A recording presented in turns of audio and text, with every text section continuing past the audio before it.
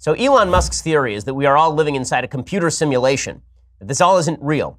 Yesterday, he had some pretty good evidence for his theory because Kanye West and Donald Trump were in the Oval Office, and Donald Trump is president, and Kanye West was visiting, and that was a thing that happened in real life. And we'll talk about all of those things. First, I have a couple of reminders for you. First of all, tune in today, 2 p.m. Eastern, 11 a.m. Pacific, for another special live stream of Another Kingdom, Season 2, Episodes 1 and 2. Episode 1 will be free in its entirety. Only the first 15 minutes of the second episode will be available to watch on Facebook and YouTube.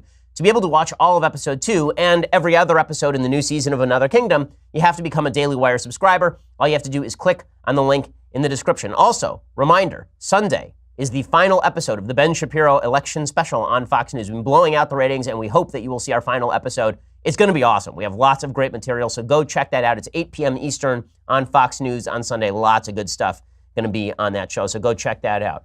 And also, before we get to the news, I first need to remind you that you need to eat. Fill your belly and do it in style with Blue Apron. Okay, Blue Apron allows you to cook pre-prepared, pre-portioned ingredients into a gourmet meal. You do it in your own kitchen. Here's how it works. You choose chef-designed recipes, and then they deliver fresh, seasonally inspired ingredients. You can cook incredible meals in as little as 20 minutes. Cooking, particularly have kids, it's a lot of fun, and the dinner is gourmet style. It's really good stuff.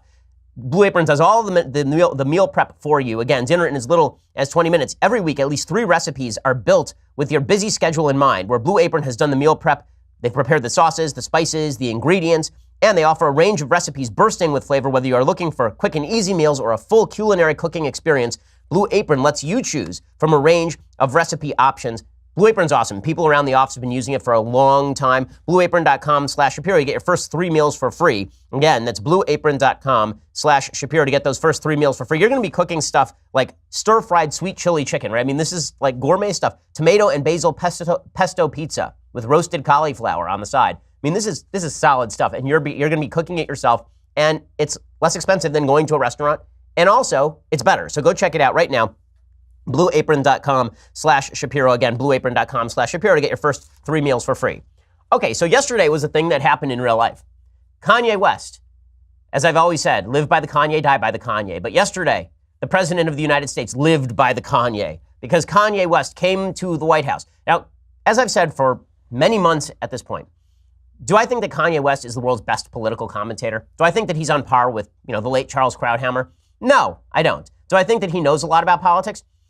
I don't think that he's read tons of books, but do I think that he has a unique perspective on the world? That I do. And do I think that he has every right to express that perspective just as anyone else would? Absolutely. And do I appreciate more than anything that Kanye West has basically said, look, I'm an individual. I'm not just a black man who fits in your category. I'm an individual with my own thoughts and experiences and feelings, and that allows me to think outside the box with regard to my politics without you trying to club me into place like a baby seal. That I appreciate. That I appreciate. And when Kanye wears around the MAGA hat and he says that this basically is me just saying to the world, I can think for myself, that's a message that I like and appreciate and think is actually deeply important. Because even if it's coming from a guy who I don't think is world's most knowledgeable about politics, that's not a message that requires you to be all that knowledgeable about politics. Saying, I like to get more information, I like to think for myself, and I'm not going to be the person you think I ought to be simply based on the color of my skin. Deeply, deeply important message from Kanye West. So Kanye has been, what's funny is all the people on the left who are very upset at Kanye. Like, oh, well, what's Kanye actually doing except shilling for Trump? Kim Kardashian got a woman freed from prison. What have you done lately? I didn't even agree with Trump's decision on that, on Alice Marie Johnson, who was leading a drug ring, it turns out. But she was pardoned by President Trump because Kanye West and Kim Kardashian lobbied. It is that simple. And Kanye West has been pushing hard for criminal justice reform, so has Kim Kardashian. And President Trump is about to overrule Jeff Sessions on criminal justice reform in the same way, largely because of Kanye's lobbying. So Kanye, by extending a hand, actually received a hand in return, which is why you saw that meme from Predator going around the other day of the Arnold Schwarzenegger arm and the Apollo Creed arm, the Carl Weathers arm locked in the muscly embrace. That's what you saw yesterday at the White House. So it was wild. I mean, let's not pretend that this was a meeting of brilliant minds on serious issues. It was Kanye West and Donald Trump in the Oval Office in a scene directly out of Idiocracy. But was it important for the culture that there be somebody in a prominent position to say, yeah, I'm allowed to think for myself? Yeah, that's important stuff. So anyway, Kanye goes to the White House. And again, I don't like celebrity politics, but this is the world we have chosen. This is where we live. I hate celebrity politics. When it was Obama, I used to mock the crap out of him for this sort of stuff. I hated it when it was Hillary Clinton. Used to mock her incessantly for this sort of stuff. I don't like it from Republicans either. But, and so when I say I don't like celebrities in the Oval Office, and I don't like the meeting with the president, and I don't like all of the pomp and circumstance and show and all that, believe me, I don't.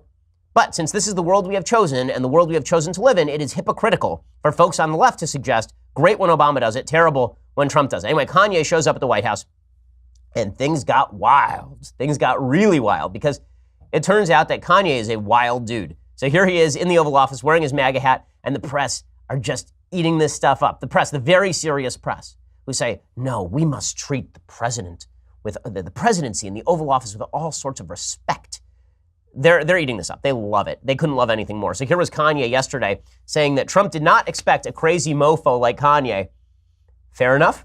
Here he is. Trump is on his hero's journey right now, and he might not have expected to have a crazy motherfucker like Kanye West run up and support, but best believe we are going to make America great.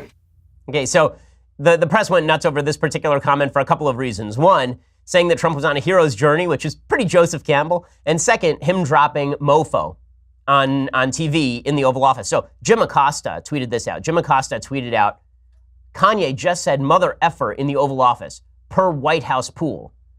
And people were like, are you okay, Jim? Is it gonna be okay, Jim? And because that's ridiculous. Like, not to put too fine a point on it, but Bill Clinton got blowjobs in the Oval Office. So I'm really not gonna go. If we're gonna talk about things that disgrace the Oval Office, like cigars have had human bodily fluids on them that didn't come from the oral cavity in the Oval Office. Like they had to steam clean all the carpets after Bill Clinton left. And there's a book fully describing Rahm Emanuel dropping the MF bomb repeatedly in the Oval Office. So no, Jim Acosta. I love Jim Acosta getting all hot and bothered about all of this, like clutching his pearls. It's amazing. It's just amazing. So Jim Acosta. Anyway, so Kanye says all of that. And then Kanye goes on and he says, you know what? I love my MAGA hat. Now we know he loves his MAGA hat because he said this before. He was on SNL and he said, my MAGA hat is just the best thing ever, which I got to admit, it's pretty fantastic that Kanye wears a MAGA hat. It is, because just the juxtaposition of Kanye, who is, I have been told by the Utes, one of the cooler people in America, wearing a MAGA hat. And let's be straight about MAGA hats, just as a general rule, just aesthetically. There's something that my family wore at like the Shapiro family picnics in 1996 that you got from like the mass production store that had like, you remember it had like the little woven band that goes just above the brim of the cap. So Kanye wearing that as sort of an ironic feel is just spectacular. So here's Kanye talking about why MAGA hats are awesome. And you got to appreciate it, man.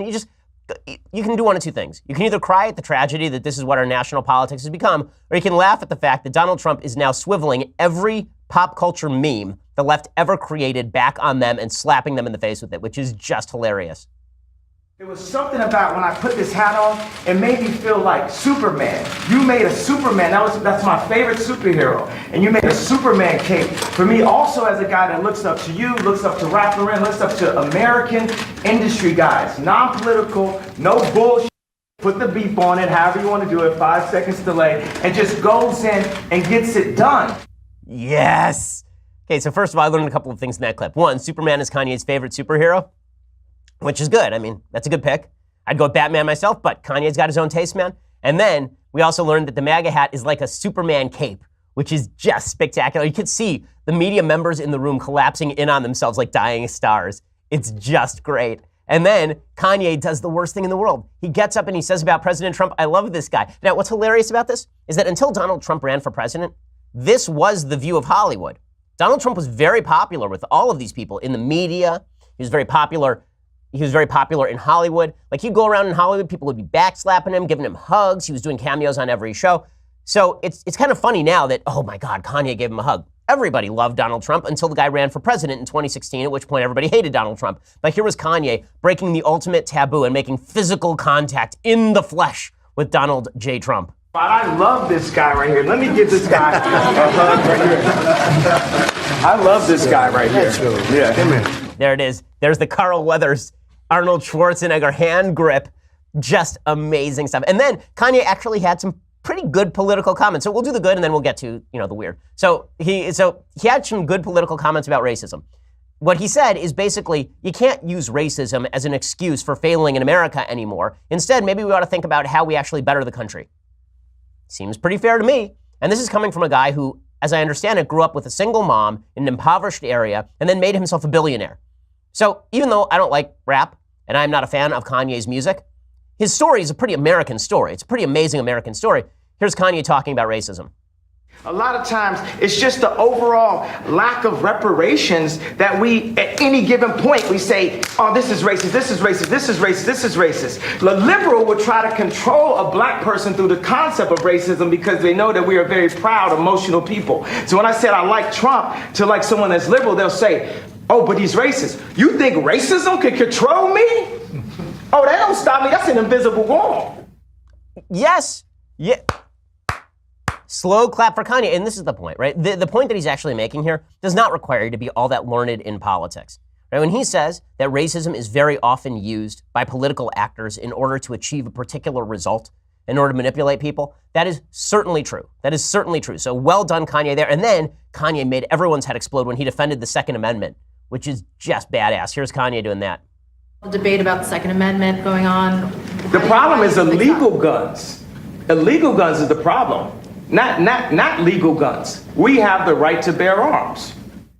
Oh no! All of their heads just exploded. Kanye actually saying the truth constitutionally about the Second Amendment. Now listen, as I say before, anytime you get in bed with a celebrity, you should expect that somebody's gonna get screwed. And the fact is that something could happen with Kanye as a personality that could be damaging to all of the points that he's making here. But take it at face value for what it is today. He is saying some things that need to be said. And when you hear an argument, you really, instead of first considering the source, you may first want to consider the validity of the argument. The argument that Kanye is making there is exactly right. Now, as I say, live by the Kanye, die by the Kanye. And I'll explain in a second how the die by the Kanye half of this works. And then we'll get to the media coverage, which is the real story. The media coverage of this meeting is a much bigger story than Kanye actually visiting the White House. He's been to the White House before, I believe. I mean, he went there when Obama was president, actually. So it's not a giant shock, but we'll talk in a second about the media coverage. First, let's talk about how you make your business more efficient. Well, one way that you can make your business more efficient is by putting it on legally solid footing. You know the saying, time is money. It is true, especially when you run your own business, but legal takes a lot of time and it takes a lot of money, which is why you need to turn to LegalZoom. Over the last 17 years, more than 1 million Americans have used LegalZoom to help launch their businesses. But that is only the beginning. LegalZoom also now has a network of independent attorneys and tax professionals. They can provide you with the advice you need to get through the daily grind of running your business. And the best part is you don't have to worry about driving to anyone's office or being billed by the hour because LegalZoom isn't actually a law firm. You can count on LegalZoom to provide the business resources you need and service that fits into your schedule. Listen, I've been using LegalZoom since long before they had this attorney service. Now they have this network of independent attorneys. That broadens the scope of the services they can provide. It is just great because you can, I promise, you can spend a fortune on legal. If you can avoid that by going to LegalZoom, you should totally do it. Go to LegalZoom.com right now and use promo code Ben at checkout for special savings. Again, that's promo code Ben at LegalZoom.com. LegalZoom, where life meets legal. Go check it out, LegalZoom.com. Okay, so as I say, there's good Kanye and then there's bad Kanye. So it's great when people make good arguments. It's not as good when they juxtapose them with crazy talk. So I do have to point out that Kanye did engage in some very Kanye behavior. Kanye took out his phone and he proceeded to punch in his code, which, as it turns out, is 0000. And then it was funny. People were getting uptight about this because, how can you reveal Kanye's code on his phone? Do you have Kanye's phone? You don't, do you? So does it matter? Unless he loses his phone, it's not going to matter at all. But I will say that Kanye needs better code protection on his phone. That's it. Mr. West, I would appreciate it if you used some other number other than 000. In any case, he types in 0000, and then he proceeds to show the President of the United States a picture of a hydrogen-powered airplane. And this is a thing that happened because, I don't know, man. We all hit our head on the toilet, and now we invented the flux capacitor or something. So here's Kanye showing President Trump a hydrogen-powered airplane. This right here is the iPlane 1. It's a hydrogen-powered airplane, and this is what our president should be flying in. Look at this, Jared. We're getting rid of Air Force One. Can we get rid of Air Force One? No, you don't like that. Well, we're going to have Apple, an American company, work on this plane with. This is our president. He has to be the freshest, the flyest planes, the best factories. Okay, so it all comes as a package, man. There is no separating this out. The same guy who's saying some good stuff about politics is also talking about hydrogen-powered I-planes. So that is the thing. I will say, just as an observer, it was really funny to watch President Trump during this meeting because President Trump is rarely blown out of a room by somebody else's sort of wackiness and charisma. Usually it's Trump blowing somebody else out of the room with that sort of stuff.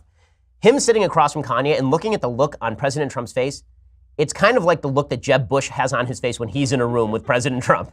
It's like Trump suddenly realized what it was like to be Jeb Bush and watch this guy who's a much bigger celebrity just jabbering at him and not knowing quite what to do. It was really funny. So you have to appreciate the humor in all of this. And also, is it a big deal that Kanye visited the White House? It would have been if we were a serious country, but we're not a serious country. We're not. Okay, Barack Obama was fine with having celebrities at the White House. I will show you in just 1 second. So the media came out. How dare this happen? How dare it? No, it's so bad. It's so terrible. So over on MSNBC, the hosts over there, Stephanie Ruhle and Ali Velshi, they just melted down. They suggested that Kanye West was an insane person, but they also suggested, Stephanie Ruhle goes, this is an assault on the White House. Really, again, in that room, Bill Clinton, Monica Lewinsky, knee pads, in the room. Hey, here's Stephanie Ruhle saying it's an assault on the White House that Kanye West's presence has defiled the Oval Office. Here she is. Wow. Okay, I'm doing this for everybody who's watching us who turned their volume down. You can put it back up again. That But was if you think you're bonkers. going to get a thoughtful play-by-play and political analysis, you're not, because that was an assault on our White House. We're not. You can't analyze some of that stuff that was said. As we warned you at the top, there was a little bit of profanity. There was actually more than you heard. We were able to bleep some of it out, but there was some of it did make it in there. Okay, Mom. Okay, I love the school marming there. Oh, yeah, it was just so terrible. It was just so awful. I mean, I can't believe anything like that has ever happened at the White House. Flashback, just a few years. Snoop Dogg went to the White House. You know, the great intellectual Snoop Dogg. He was or Snoop Lion, or whatever he calls himself these days, whatever variety of animal from Animal Kingdom he calls himself to follow Snoop. Okay, so Snoop Dogg was at the White House. And you know what he did at the White House? Here is Snoop Dogg talking about how he toked at the White House, how he smoked up at the White House. Like smoked pot at the White House. Don't worry, Kanye West's mere presence at the White House defiled it, but Snoop Dogg went there when Obama was president and smoked pot at the White House. And everyone in the media thought this was hilarious. And when you got high before the White House, did you also then smoke it up a little bit in the bathroom when you were That's there? what I was trying to get to, you know what I'm saying? I can't. did? Yes, sir. Yes. You like that, don't you? And I met the butler. You met the butler. And did you get him high? I slid him a little something. Yes! And it was hilarious and funny and awesome. Oh my God, it's so great because Obama's president. And then as soon as Obama's not president, no. This is a stern office. This is an office where only great things have happened. This office. You know, great presidents, Teddy Roosevelt, FDR, they sat in this office. Monica Lewinsky knelt in this office. And I keep coming back to that because, again, if you're talking about defiling the Oval Office, there's a level beyond having Kanye West there. Okay, so the media, again, ignoring the fact that Barack Obama was ever president. I love this. They're like, oh my God, how could Trump hobnob with celebrities? How could he have Kid Rock to the White House? Here is a picture of Jay-Z and Beyonce in the Situation Room. Okay, with Jay-Z, who wears the 5% medallion, which is like a quasi-Black Power medallion at basketball games. There are pictures of him doing that. It's really kind of crazy stuff. There he is sitting in the Situation Room, in the White House Situation Room, accompanied by Beyonce, and this was just all fun and games. It was just fun and games because, come on, man, Jay-Z and Beyonce, they're great. Can't go after Queen Bee. Come on. It was all fun when it was Obama. Then it was Kanye going to the White House, and it was just terrible. And then you remember this. You remember Common going to the White House. Now, do you remember Common is a rapper who has in the past cut songs in favor of Assata Shakur, an actual terrorist? Well, there he was in the White House. But don't worry, it didn't defile the White House in any way to have these folks, you know, Common, who's rapped about supporting terrorism in the White House, but Kanye was there. And Kanye said nice things and wore a MAGA hat. That was what was really bad. Here is common during the Obama administration. It's an honor to be here in the White House Library. The Tiny Desk Concert Series has tried to give voice to people who have something to say in our culture, who move our culture forward and do amazing stuff. And in that spirit, NPR Music presents Commons. Thank you. Beautiful. Thank you so much. Oh, yeah. Again, this was a White House, Obama's White House. You want to talk about, this is the dirty little secret about Obama. Obama was just much more celebrity driven than Donald Trump. Everybody says, oh, he was celebrity president Trump. Obama was the first celebrity president. He had no credentials when he became president. He turned the White House into basically a revolving door of celebrities. He used to, you remember during Benghazi, he did a fundraiser in Las Vegas with Jay-Z and Beyonce. So if you want to talk about celebrity in the White House, you got to start with Barack Obama. He was the guy who really turned the White House. The guy did interviews with Glozell, like the lady who bathed in a bathtub full of Fruit Loops. Come on. Okay, so in just 1 second, we're going to get to the media reaction to all of this, which does show you how racist and terrible the media are. It really is. The reaction to this is astonishing. But first, let's talk about your need for energy. We live in a fast-paced, multitasking world all the time, and maybe drinking coffee and energy drinks isn't doing the trick. Well, then you need to try Omax Cognitive Boost. It's a game-changing solution. It fuels peak performance by boosting memory, focus, energy, all-around crystal clear thinking. You will feel the difference immediately. Folks in the office have tried Omax, and I've noticed their productivity has gone up because they were totally unproductive before, and now they are halfway productive. And that is because of Omax. Omax is offering my listeners 70% off a 1-month supply of Cognitive Boost, plus free shipping and that 60-day money-back guarantee. All you have to do is go to omaxboost.com/Shapiro today and take advantage of the savings. That is omaxboost.com/Shapiro for 70% off a 1-month supply. This is, for a lot of folks, a game changer, and it can benefit you, perhaps. Go check it out right now at omaxboost.com/Shapiro, and you get 70% off a 1-month supply plus free shipping and a 60-day money-back guarantee. So if it doesn't work for you, you're not losing anything. That's omaxboost.com/Shapiro today to get 70% off that 1-month supply plus free shipping and the 60-day money-back guarantee. omaxboost.com/Shapiro. Terms and conditions do apply. Omax. Go check it out right now. Okay, so the media's response to Kanye, as I mentioned before, first of all, there was their shock and horror that Kanye would even be in the White House. How dare he? Then we get to the actual racism. So a bunch of Democrats are just racists. They're just racist. They think that the color of Kanye's skin should dictate his political viewpoint. That is racism. Now, I've said in the past that when there are people who say, I am Jewish, and I believe in abortion, for example, I've said that's not a Jewish principle. You know why? Because Judaism isn't an ethnicity only, it's a religion.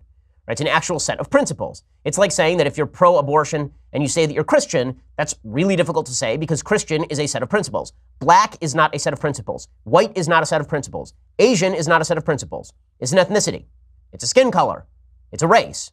Okay, none of those should dictate anything having to do with what goes on inside your head, obviously, because if we thought that it did, that would be textbook racism. But the left likes to engage in textbook racism. It's their favorite thing. So we begin with Donna Brazile. Donna Brazile, you will recall, was briefly the head of the DNC before it was learned that she had been allegedly leaking questions in the debates to Hillary Clinton to help her defeat Bernie Sanders when she was working over at CNN. Here is what she tweeted out. Hashtag, Kanye West has set us back 155 years. Wish Sojourner Truth could have met him outside the White House and Frederick Douglass inside the Oval Office. Barack Obama never would have become president with this crap. But let's meet Kanye on election day by voting for Democrats. So let's do the dating here. Kanye West has set us back 155 years. Well, it's 2018 now. Subtract 155 and you are talking about 1863, when slavery was still present. So let me get this straight. An uber wealthy black guy, like a billionaire black guy, goes to the White House to meet with the president, hugs the president, and gets the president to embrace criminal justice reform that he is pushing specifically because he thinks too many black men are in prison. And that's the same as slavery, according to Donna Brazile. That's the same as slavery, according to Donna Brazile. Oh, okay, sure, why not? Okay, that was not even the worst. Okay, that was just the beginning. Then there was these CNN contributors who decided to mock Kanye as a token Negro who was illiterate. Because there's nothing that says I'm not racist, quite like calling a black man who thinks differently a token Negro who's illiterate. Nothing quite like saying that. Just astonishing. Here's two separate Democrats on CNN saying this. One of them is Bakari Sellers and the other is Tara Setmeyer. And it's just bad stuff. Kanye West is what happens when Negroes don't read. And we have this now, and now Donald Trump is going to use it and pervert it, and he's going to have somebody who can stand with him and take pictures. Just looking at Scott's. Scott's like, whoa, okay. So That's objective news anchor Don Lemon laughing as Bakari Sellers says that Kanye West is what happens when Negroes don't read. Okay, well, imagine if anybody had said that about, how many books does Jay-Z read? Or Beyonce? Do I think that they are the great learned of Western civilization? I mean, I don't know. I somehow doubt it. But does that matter? They're allowed to have their own perspective. This idea that Kanye West is illiterate because he disagrees with you is basically racist. It's essentially racist. But Bakari Sellers can get away with it because he's a black man. So it's okay. Because Bakari is black and Kanye is black, he can call Kanye West a token Negro who is essentially illiterate and doesn't read books, as opposed to actually engaging with his argument. That wasn't the worst of it either. Then April Ryan shows up. So April Ryan is supposedly a reporter. She's actually mostly an activist. And she was on CNN, and she brought up a guy named Ray J. Now, for those of you who are not culturally fluent, Ray J is most famous for having done a sex tape with Kim Kardashian, who is currently Kanye West's wife. So Kanye West is married to Kim Kardashian. Kim Kardashian rose to prominence on the back, no pun intended, of the Ray J sex tape. April Ryan went for comment on the Kanye visit to the White House to the guy who stooped Kanye's wife on tape before she knew Kanye. All class, these members of the media, just all class. Here's April Ryan doing that routine. Text messaging with Ray J. You know who Ray J is.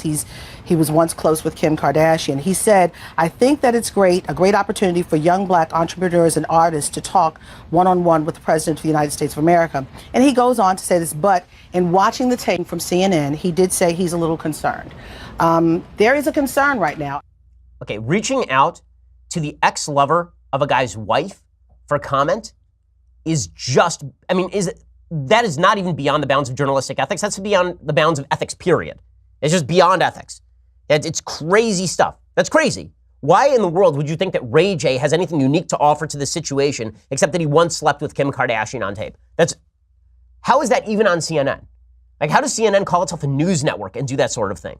That's just garbage. It's just garbage. And it gets even worse than that. So Don Lemon, who is a disgrace to the name of objective journalism. It's amazing. There are people who I think try to be objective on CNN. I've said before, I think Jake Tapper very often tries to be objective and tries to actually do his job. Don Lemon has forsaken all relationship with objectivity, but still somehow calls himself an objective news reporter, not an opinion journalist. Here is Don Lemon invoking Kanye West's dead mother to attack him. His dead mother to attack him. Don't worry, this is just journalism, guys. So much journalisming, so much reporting happening right here. This was an embarrassment. Kanye's mother is rolling over in her grave. I spoke to one of her friends today, or texted with one of her friends today from Chicago, Donda's friends. I used to live there. I know him. She said Donda would be embarrassed by this. Is that an okay thing? Is that something that we're doing now? We're allowed to attack people's dead relatives? Use their dead relatives to attack them? Not their dead relatives in the sense that, their dead relatives did something wrong, but in the sense that a dead relative who you didn't know and know nothing about and had a relationship with this man, that she would be ashamed of him? That she would be ashamed of Kanye West? This is sick. I'm sorry, this is just sick. And the media's overwrought reaction to the fact that Kanye West shows up in the White House is indicative of a couple of different things. One, it is indicative of the fact that when a black person says they like President Trump, the media hates no one like a black person who says they like President Trump. No one.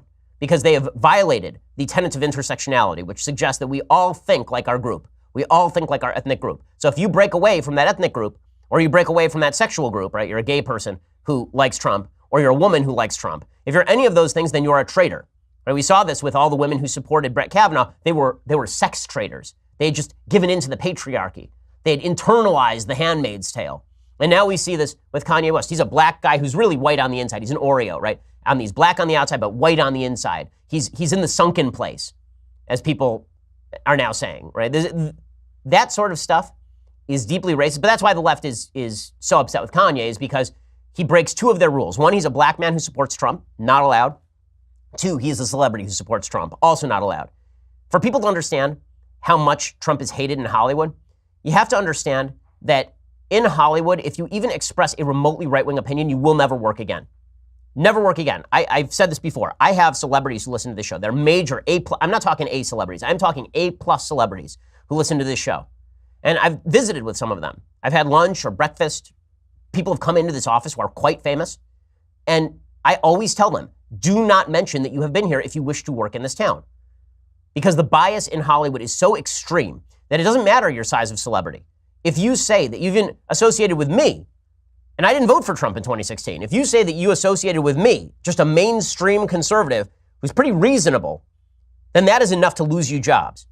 Right? That actually happened out here with Mark Duplass, who just got destroyed, right? Mark Duplass, the guy who directed Wild Wild Country on Netflix, and he's done a bunch of other, he's on the Mindy Project, he's done a bunch of other stuff. He came in here because he wanted to get a pro-gun opinion from somebody for his new movie. And so he came in, and I gave him like an hour and a half, and I said to him, don't tell anyone you've been here, because if you do, it will blow back on you. And then he foolishly went on Twitter and said I was a nice guy, and it ended his world.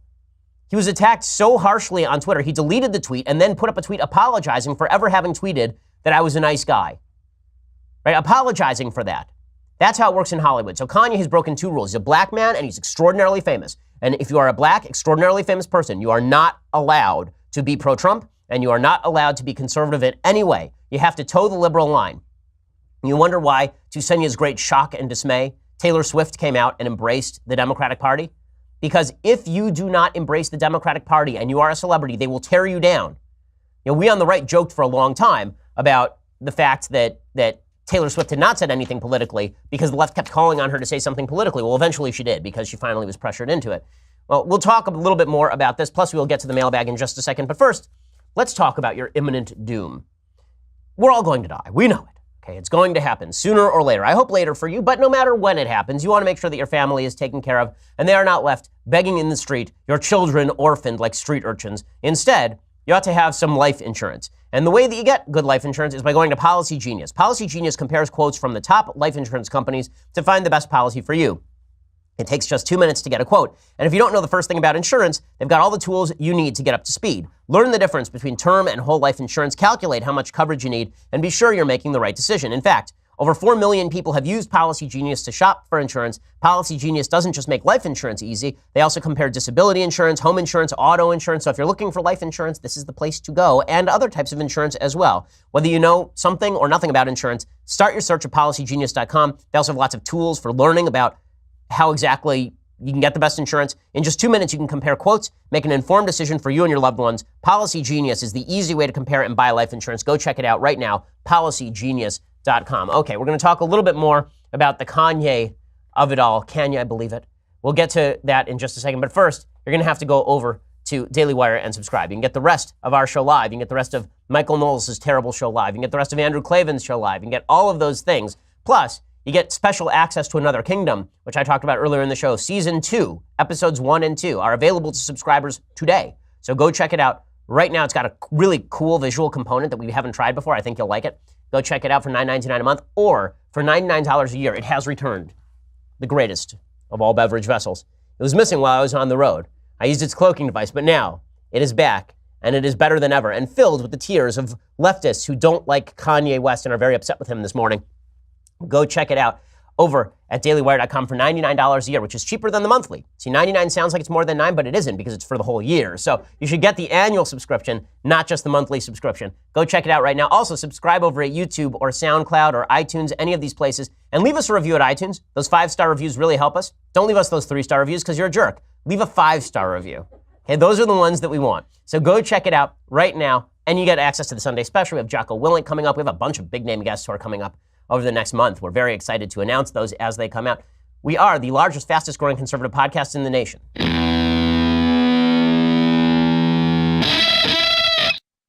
Alrighty, so let's talk for one moment more about this celebrity stuff. Again, Kanye broke 2 rules. Black man, celebrity, can't support President Trump if you are either of these. The polls are showing that President Trump actually has a shot at breaking out of the 5 to 10% box Republicans have been in the black community for a long time. And that's because, as it turns out, as I talked about yesterday, minorities are not wedded to the woke social justice warrior version of politics that the Democratic Party wants to embrace. Kanye is showing that right now, and that is good, because there is an important signaling element It's the belief that it's okay to break out of the box. That when you expand the Overton window, which is what Kanye is doing right now, then people have the ability to think more freely, more publicly. That's quite a good thing, and I think we should be grateful to Kanye for that, even if we don't like the celebrity politics in which we are engaged, and even if we think that all of this is quite stupid. So we'll talk about that probably a little bit more next week, and we'll talk about it on our Fox News election special that is coming up, our final episode on Sunday at 8. But let's jump into the mailbag. We haven't had like a good solid mailbag in a while, so let's do a mailbag. Crystalline says, "Hi Ben.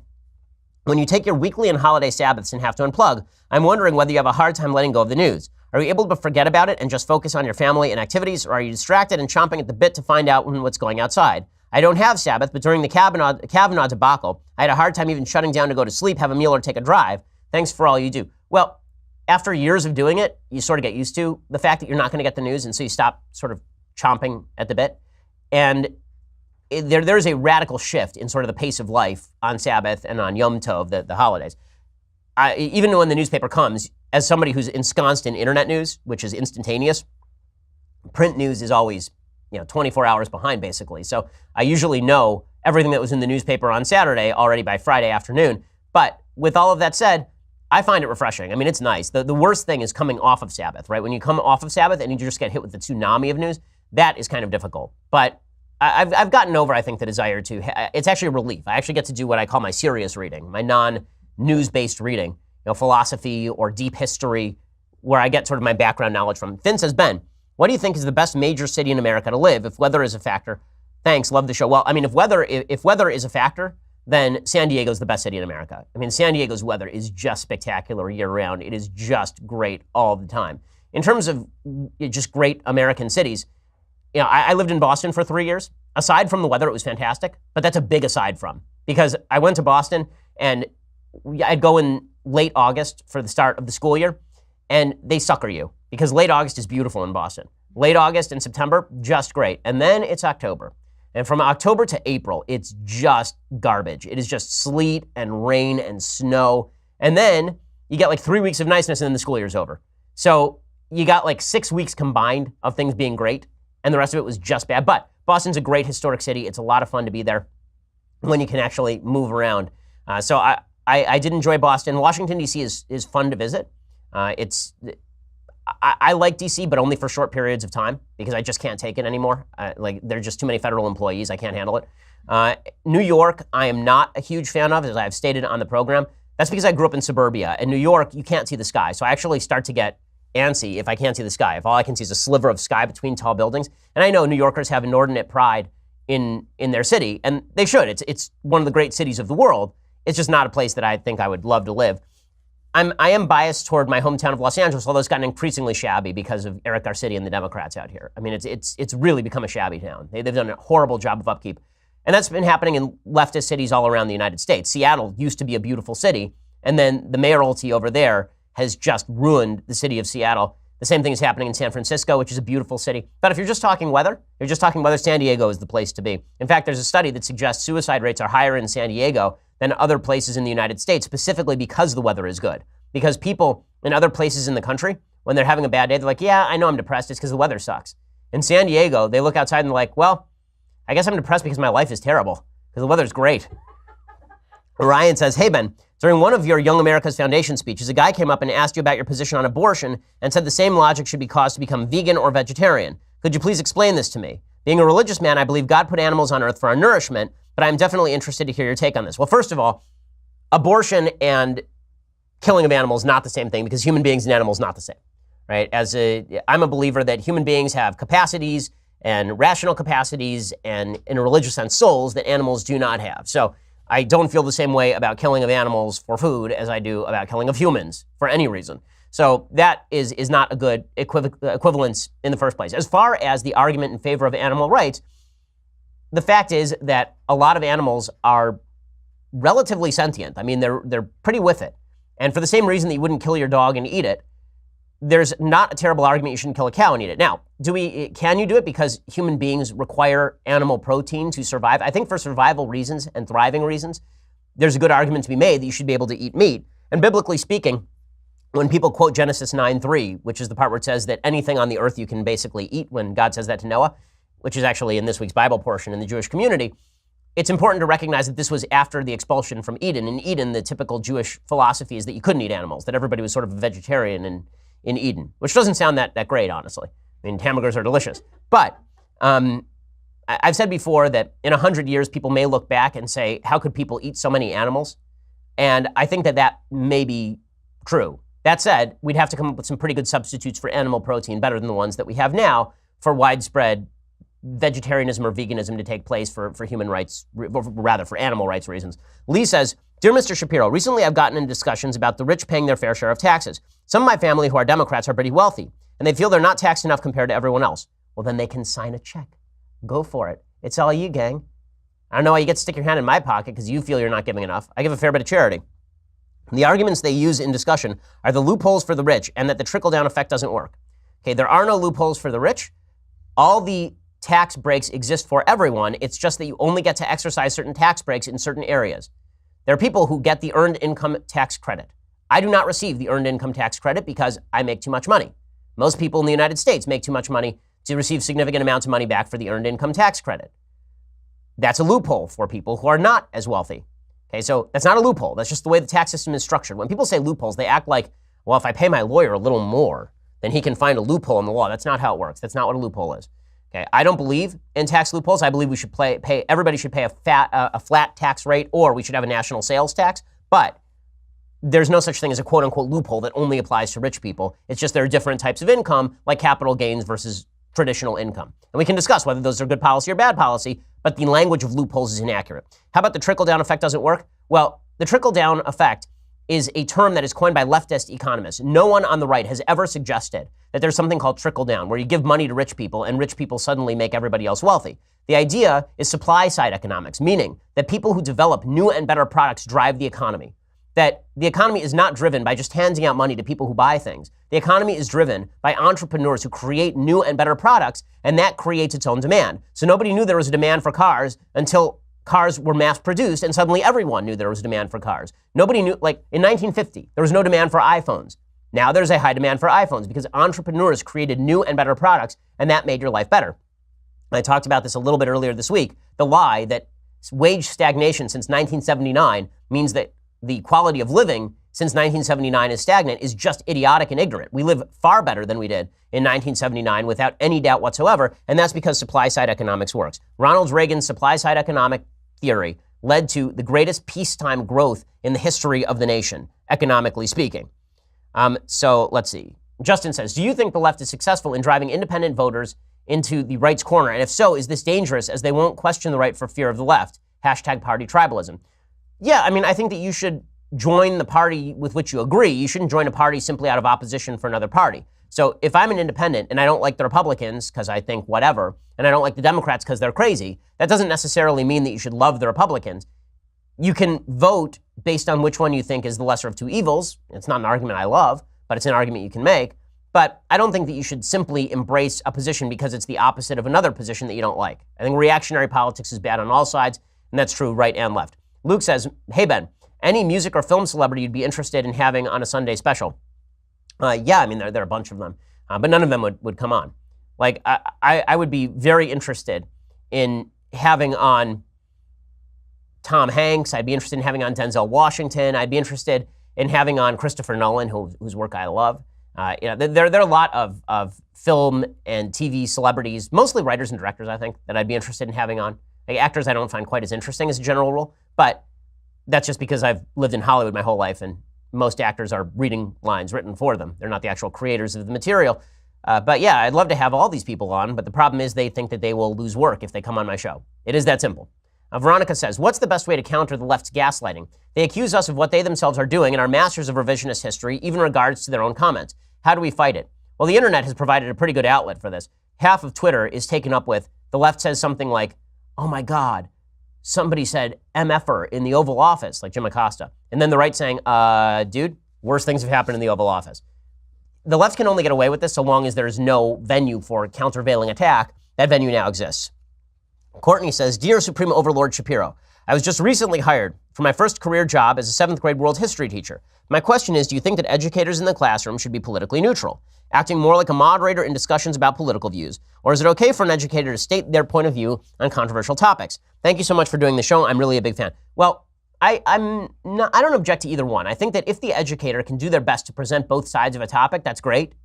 If the educator can't do that, then saying, look, here's my opinion, so take it with a grain of salt, and then here's a bunch of literature that counters my opinion, and you make up your own mind, that's probably the most honest way to do it. Because everybody has their biases, and stating your biases up front, I think, is probably a wise idea if the school allows you to do so. Charlie says, happy Friday. As a 5'6" Christian, Southern conservative educated white male who apparently oozes with privilege, I appreciate everything you and the good folks associated with your company do.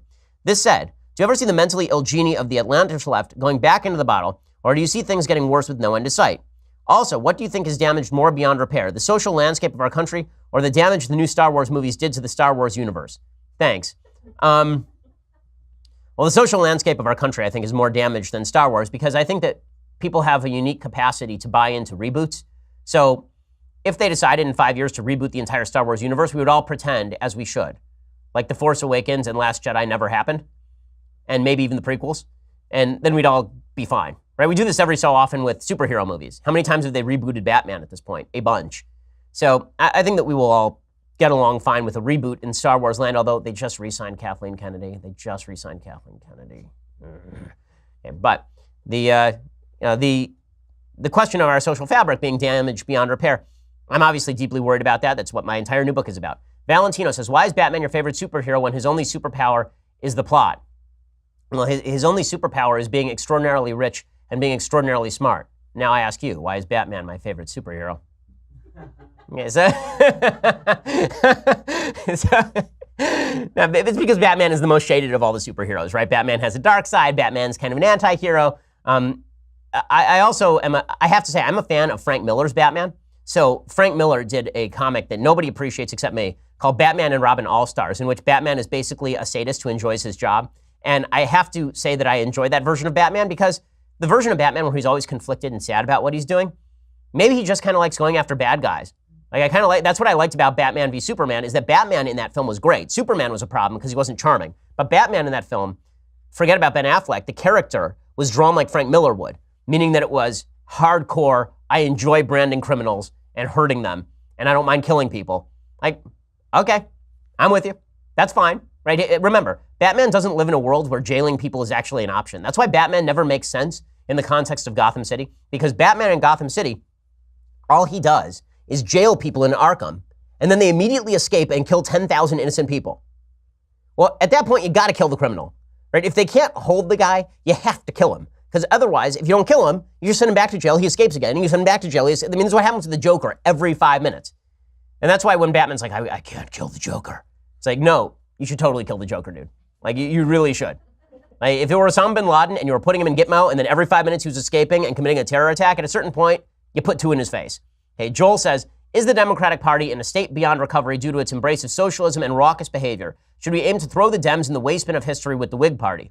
Well, I mean, as they currently stand, sure, I would prefer a Democratic Party that was not insane, pressing actual solutions that maybe I disagree with so we can have an honest debate about the issues. I think that a 2-party healthy system is worthwhile, and I think that right now we have a sick party in the Republican Party and a dying party in the Democratic Party, at least in terms of ideology. And the problem is that there are a lot of people who believe in that ideology. Okay, a couple more. See, Sean says, hi, Ben, I believe wholeheartedly in free market capitalism. I've been a follower of Milton Friedman and Thomas Sowell for years. I believe that type B discrimination should be allowed in the private market as competition naturally disinclines business practicing unethical discrimination. Type B discrimination, I've talked about on the show. Type A discrimination is, you're black, I won't hire you. Type B discrimination is, I don't have any information about you and I'm banned by the federal government from having any information about your criminal history. And a person from a group that has more criminal background, just statistically, comes into my office, how do I assess that? Sowell calls that type B discrimination because it really isn't, you're black, I won't hire you. It's, I have to use the statistics available to me, and the statistics happen to cut against your group. So that's what he's talking about when he says type B discrimination, just to define it. Because my question is, where should the line be drawn, or should a line be drawn by the judicial system in cases of fraud, embezzlement, theft, or larceny? Is it morally consistent to oppose anti-discrimination laws, but not the specific cases of malpractice listed above? Well, I think that it depends on the crimes. So I guess the question is, if you're talking about like insider trading, I'm not a fan of insider trading laws. I think insider trading laws are actually of no benefit to the public of the United States. In fact, if you want to make sure that there is more transparency, then you should get rid of insider trading laws, because you should just assume that if you work for a company, you're going to have knowledge, that you're going to trade on that knowledge, and then the market is more responsive, because we just watch what the executives at the company do with their stock. I actually have professionals who watch what those executives do with their stock, and if they're short selling their own stock, you know the company is going to tank. It creates faster moving velocity in the economy, as opposed to shielding the public from the information, and then there's sort of 3 steps removed from the actual information. Steve says, Dear Ben, I recently started a new job in corrections and received training on unconscious bias, which I found to be a load of crap. Do you think unconscious bias is true? No. I think unconscious bias is indeed a load of crap. There's very little evidence to suggest that the unconscious bias against particular groups manifests in behavior. In fact, the creators of the implicit assessment test actually say this. I said this at USC, and there was a guy who got up and he was asking questions about it, and he pointed to a study from 2007 suggesting that doctors who showed unconscious bias in studies were less likely to prescribe certain drugs to black people. And I actually looked up the study because I want to know the evidence. What the study actually found is that that was true, but the people who were prescribing the drugs less often to black people were prescribing at parity levels with white people. Meaning that if you were not unconsciously biased, you were overprescribing drugs to black people. That's what that study actually found. So it didn't actually show bias in action. So unconscious bias is one of the least supported scientific theories out there. It's really bad science. And the implicit assessment tests are not duplicable, meaning you can take them twice and get different results. And they are not verifiable in the real world, meaning that they are not always connected with behavior. Okay, you know what? Let's just skip the thing I like today because we don't have time. Let's go to things that I hate. Okay, so The View. I still want to be on your show, guys. Like, come on, just do it already. Come on, this is one of my aspirations in life, is to be on The View. But I criticize them frequently, so I guess I get it. I guess I get it, guys. Okay, in any case, The View went after Melania Trump. Why? Well, because she's Melania Trump, and her last name is Trump, and she's married to Trump. So they went after her because they said that she is willfully ignorant, right? This is the same spiel they give about Ivanka. She is complicit. Okay, but complicit in what? Like, the first lady is not an elected position. What is she supposed to do? First, I've never understood this idea that we're supposed to care what the first lady thinks. Like, really, I don't understand. Like, no one goes to my wife and asks her political opinion because she's not in that profession. She's a doctor. Okay, but on The View, they started ripping into Melania because Melania supposedly wasn't reflecting their ideas or something. Here is The View going after Melania Trump. You have the First Lady of the United States telling women everywhere, your word is not enough. I think it does so much damage. This is also the same woman that, in the midst of what happened to Puerto Rico, wore a jacket that said, I really don't care, do you? So when she threw down that gauntlet, I've decided not to care about anything she says from now on. What she wears, what she does. Okay, well, I don't think you should have cared what she wore or what she did in the first place. Like, why would you? I didn't care what Michelle Obama did or said, except that when she was campaigning for Barack, she said some pretty bad stuff. But I don't really care what she has to say now. Like, I didn't care what Hillary Clinton said when she was first lady. I'm happy when they say good things because I'm happy when anybody says good things. But am I going to get, like, really exercised about the first lady of the United States? Not really. She wasn't elected. Nobody put her in that position. Hey, this is why it was so bizarre that Hillary ran for Senate after being the wife of the president. It's so weird to me. That is a pure case of non-feminism. It is just riding coattails, obviously. Obviously. Like, if a man like John Kerry were to marry up for money like John Kerry and then use that money to get elected to the Senate like John Kerry and then get married to a richer woman like John Kerry and then run for the presidency like John Kerry, then I might say that he rode a woman's coattails to high office. But, again, the attacks on Melania are just silly and inappropriate and stupid. All right, well, we will be back here on Monday, but Fox News Sunday, our final episode of the Ben Shapiro election special. It's been a privilege and a pleasure being on Fox News on Sundays. Our ratings have been blowing it out, and we are excited to see you there. We have a great show lined up for you, so be there or be square 8 p.m. Eastern to view the final episode of the Ben Shapiro Show, the Ben Shapiro election special. It should be a blast, so go check it out on Sunday, and we will see you back here on Monday for much, much more. I'm Ben Shapiro. This is the Ben Shapiro Show.